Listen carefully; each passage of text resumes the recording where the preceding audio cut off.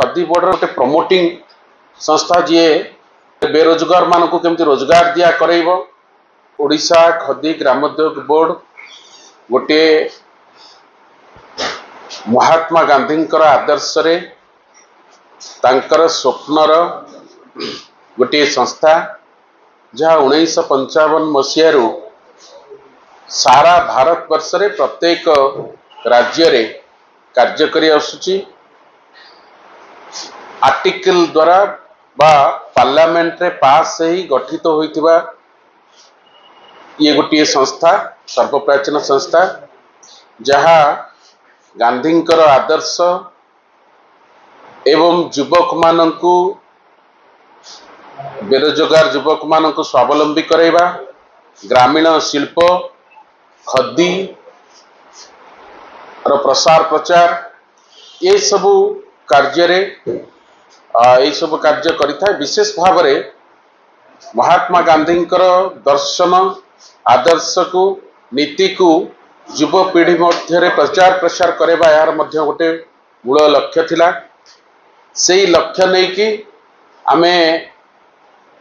काम आरंभ करिथिलु सेतिरे मोर एठी सभापतित्व समय रे मु आपण मानकु गोटे गोटे कॉपी देबी आमे जहा कार्य सफलतार सहित जहा करि परिचु ता भितरे रहिची आमे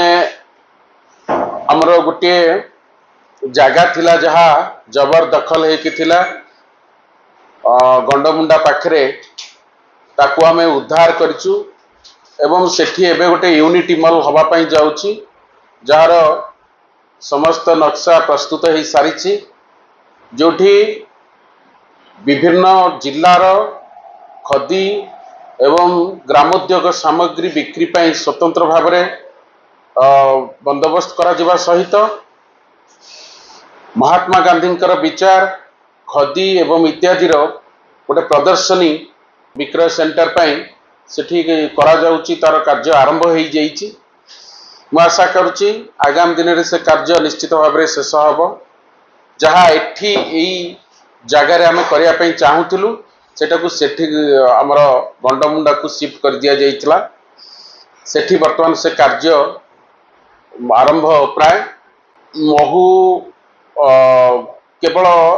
यार खदी बोर्डर निजस्व किसी रोजगार नहीं ये गोटे प्रमोटिंग संस्था जी बेरोजगार मानक केमती रोजगार दिया करैबो किंतु आमर ता सत्य मध्य गोटे हाथ सोरिष तेल घणापेड़ा सोरिष तेल एवं महुर सेंटर थिला जोठी कि पिला माने देखि परिबे जे ग्रामीण शिल्पर विकास केमती हुए या सहित ताजर जा प्रोडक्ट हुए ताको मध्य बिक्री करा जाए ताको मध्य आमे आम समय रे गोटे सेमी ऑटोमेटिक